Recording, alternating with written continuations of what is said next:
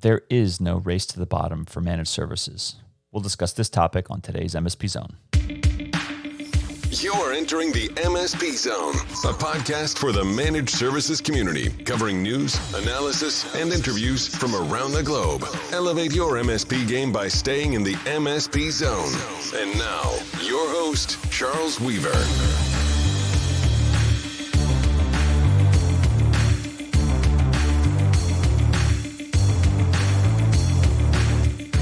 The race to the bottom.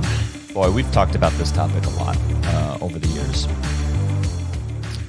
It generally associates itself with pricing, managed services pricing, that is. And I just happened to have read an article. It came out actually at the beginning of the year, so 5 months now. And I just reread the article. And it's a good article, and I'll post it in the show notes for everyone to read.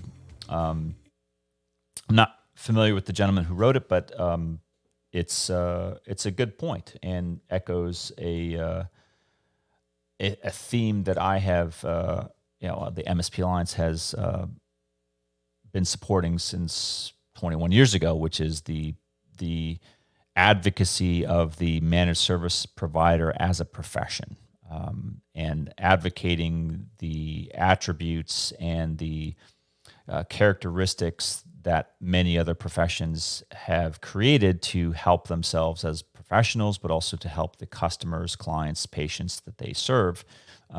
That's been the mantra and almost the singular purpose of the MSP Alliance, and is also at least stated by this gentleman who wrote the article.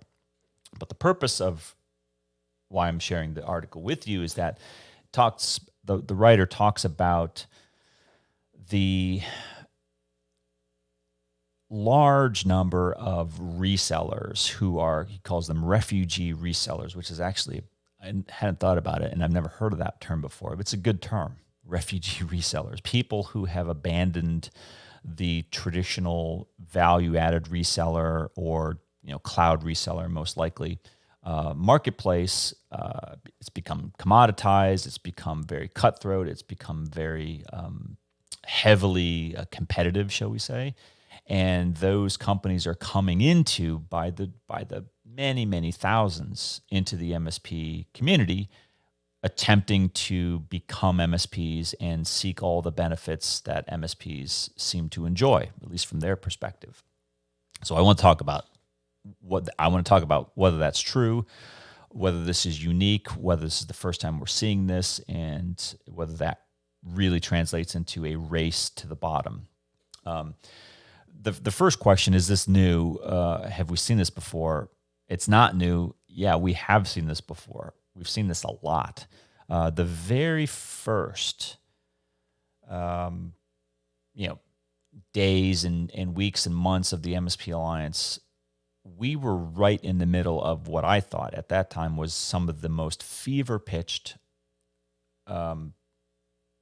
excitement around the concept of managed services that I'd ever seen. Now, very different time. This was in the late 90s. The dot-com era was full swing. Everybody was investing. Money was pouring in by the millions into dot-com companies. Many of them, a lot of them were MSPs themselves or ASPs transitioning to MSP. And there's just a lot of momentum, market and investment momentum around the business model. And it was pushing everybody to say, wow, we should think about becoming an MSP. There's a lot of money in this. And then the dot-com bubble burst and the 9/11 happened, and a lot of things accumulated to push. And this is 2001, 2002, where it pushed a lot of break-fix VAR reseller providers out of that market into managed services, into proactive IT management business models. That was the first major inflection point of the MSP community. It had not happened before. It had, the early to mid 90s were largely very It's too much. I wrote it in the book, The Art of Managed Services. I don't have to keep repeating it, but it was a time of innovation. It was a time of kind of limitations for the MSPs of what they could manage, just because the technologies were not evolved yet. They couldn't really do the things that they do today. But that 2001, 2002, 2003 timeframe was a period of mass exodus of break fix reseller, these refugee resellers that the author talks about, moving into managed services. And the author points out, and I agree with him, it's happening again. It's happening now because over the last probably 10 plus years, ever since the financial crisis, the global financial crisis of 2009, 2010, you've had an equal number of companies also becoming MSPs, but also becoming resellers, public cloud resellers, right? Kind of the more commoditized kind of business model there. And they are now, after a decade or so, realizing, wow, maybe we shouldn't continue on this path. Maybe we should go the path of the MSP. At some point, you may realize and may wonder why now, not once but twice in a 30-year period, you've had two major inflection points of people, businesses leaving the reseller model, the reactive break fix model, and moving towards proactive IT services. Folks, that is history. That is that's the trajectory that we're headed. It is inevitable. The managed service provider model, I've always said, is an inevitability, right? It's not even a choice. It's only a choice of how long you're going to resist it, because the break fix model has been dead. It's been broken for so many years. It's only a question of, when do you realize it? When do you realize that your business is not sustainable purely as a break fix company? Well, so that gets us to the question of the race to the bottom. And this author kind of talks about the business operations of knowing your costs, and really good MSPs compared to resellers understand their costs. And I can see his point. That's not to say that resellers don't understand finance.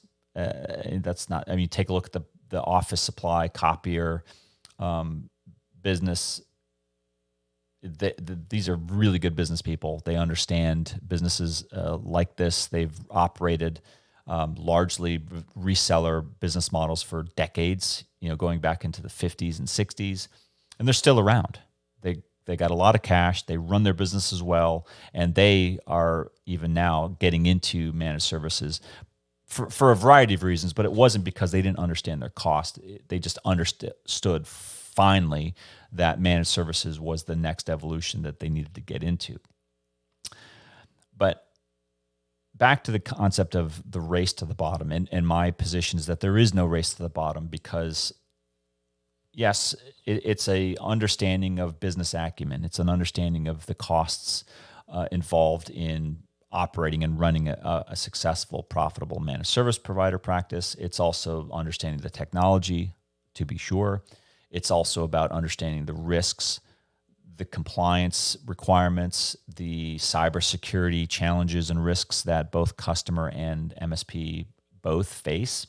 We all face it.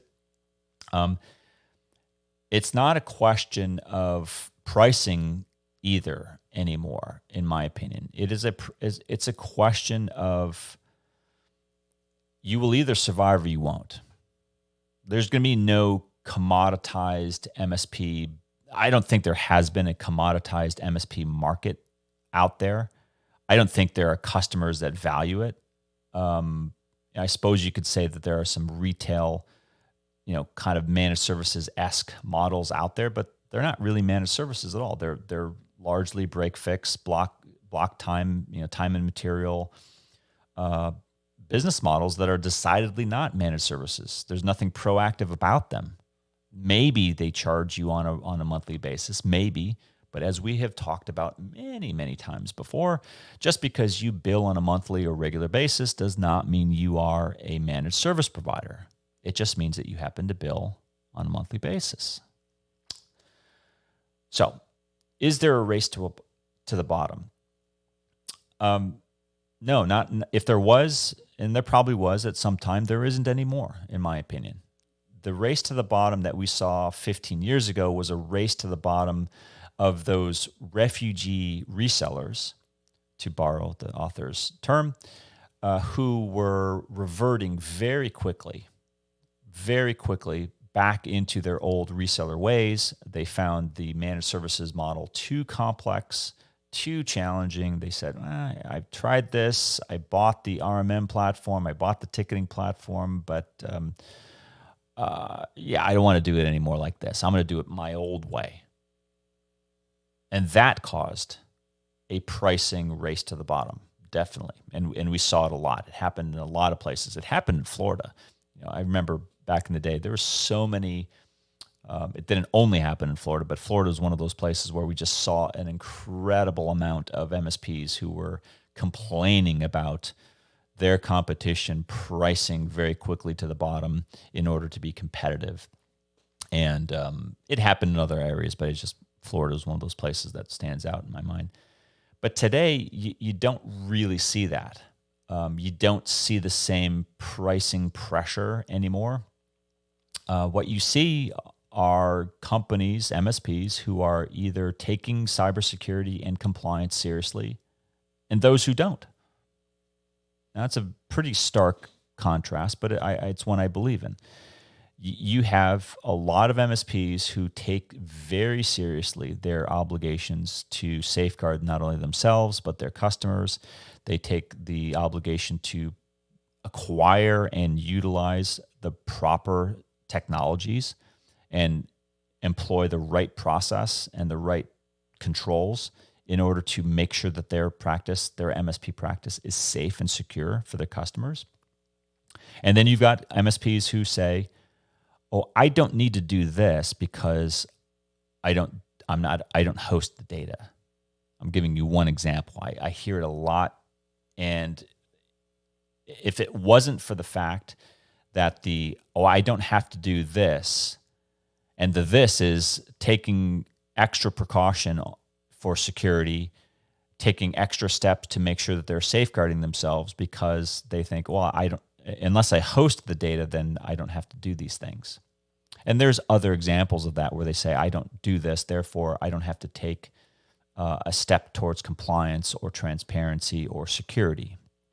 And these are very dangerous beliefs to have as an MSP. For you to think about compliance and cybersecurity risk as, no, they don't apply to me. I don't have to do any of that because it's not applicable to me. That's not a race to the bottom. That's a race to extinction. There is no market for that. There is no long-term market for providers who believe in that concept. So the race to the bottom that we had before, where there was a plentiful, maybe not plentiful, but there was enough business around for those bottom-feeding providers to do well or to survive at least. I don't think that that's true anymore.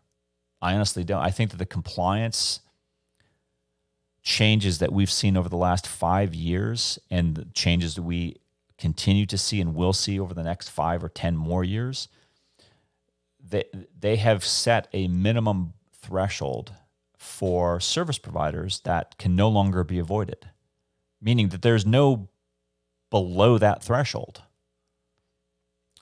Below that is not bottom feeding. Below that is practicing outside the norms of society.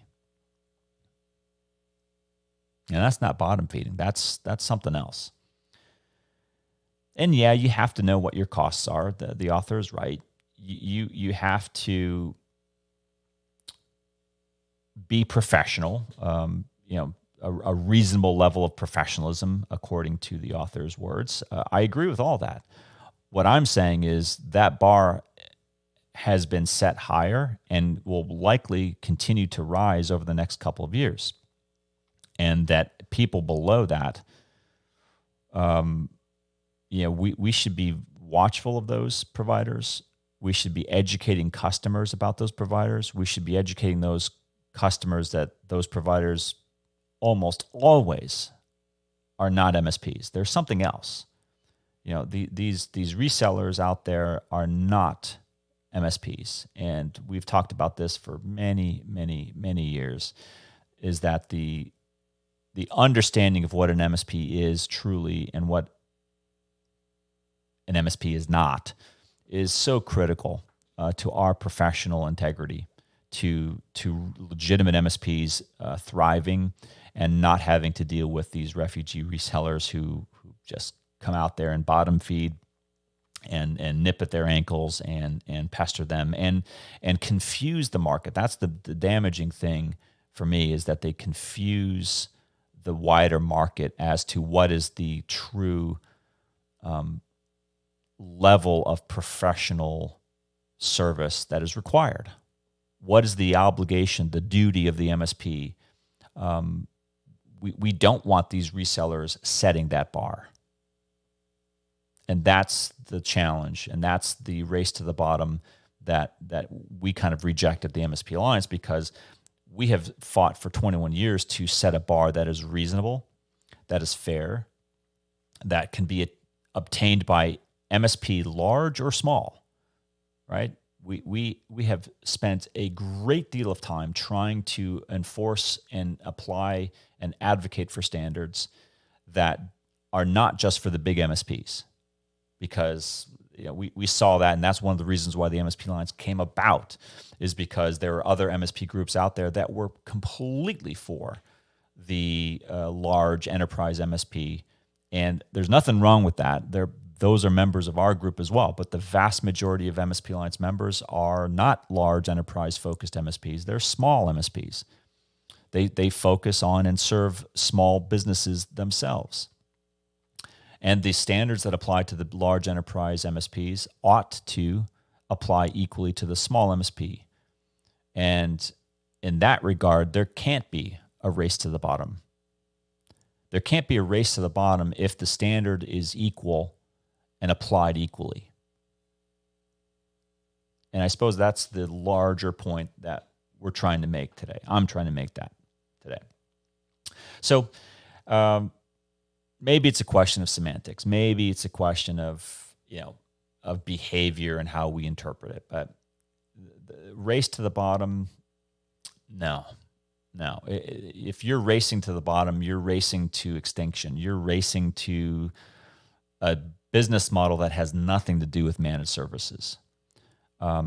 If you're doing things that are paying attention to security, you're trying to improve your security, you're trying to improve your customer security, you're trying to become more compliant, you're trying to encourage your customers to become more compliant. If you're doing those things, running your business well, trying to help your customers run their businesses well, at least the technology parts of it, you're not racing to the bottom. You're not cutting your costs. You're not cutting corners. You're doing the things that you need to do. You're doing it in a safe way. You're being a good MSP. And that, again, no race to the bottom in that model. And so let the others, run themselves out of business, honestly. We always need more good MSPs. I've always said, and I will continue to say until it changes, that there's more demand for qualified managed services than there are qualified MSPs to provide them. I really believe that's true.